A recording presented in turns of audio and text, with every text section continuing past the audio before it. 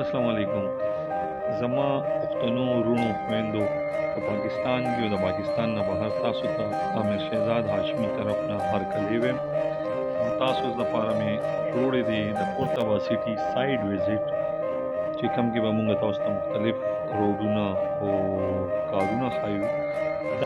راځي د قرطبہ سټي سایډ وزټ. دا د قرطبہ سټي مین روډ ایکسس روډ دا د قرطبہ سټي چې کم د چکري انټرچینج نه 5 منټس پر ډرایو باندې دی. د دې په رائټ سایډ کې تاسو وګورئ، تاسو ته به ګاډي تک هم کاری دا موټر وے دا.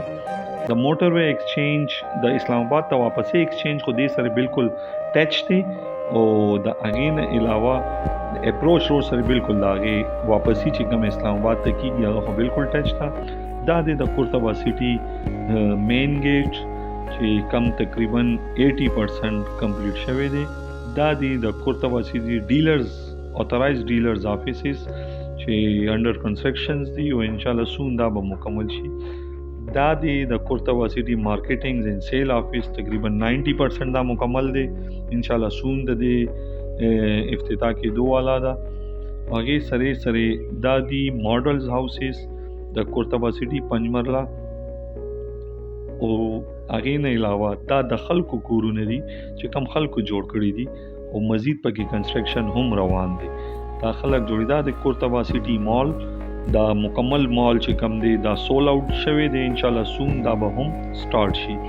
دا د قرطبہ سټي فلټریشن پلانټ دی چې کم پهلنې بلاک سره دې ته سپلای کیږي. ټینکی وزره جوړه ده.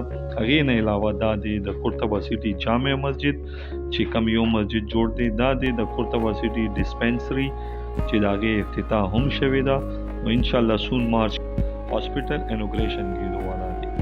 دا دی نور کورونه چې کم انډر کنسټرکشنز دي. هغې نه علاوه دا دی ګول راوند چې کم د قرطبہ سټي مین کمرشلز دي. 8 مرله کمرشلز دي. 8 مرله کمرشل تاسو وګورئ. دا د ګول بالکل لاینز کې دا 8 مرله کمرشل دي. د دې نه بره چې کم دی دا دی کې به د قرطبہ سټي یونیورسټي چې کم 782 کنال باندې دا هغې افتتاح مارچ کې به کېږي ان شاء الله. هغې نه علاوه 190 کنال باندې د قرطبہ سټي جومات دی، غټ جامع مسجد دی، د هغې افتتاح کېدو والا ده او ورسره د قرطبہ سټي د هاسپټل افتتاح کېدو والا. دا دی د قرطبہ سټي خپل بیچینګ پلانټ په سایډ باندې دی. سره د قرطبہ سټي مختلف بریکس اور بلاکس پلانٹ چې کوم دي هغه په سایډ باندې جوړ دي.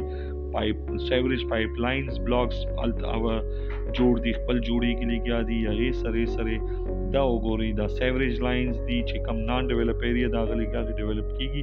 ډیولپ ایریا کې آلریډي سیوریج لاینز وغیره اچولې شوي دي. کنسټرکشن ډېر تیزۍ سره روان دی.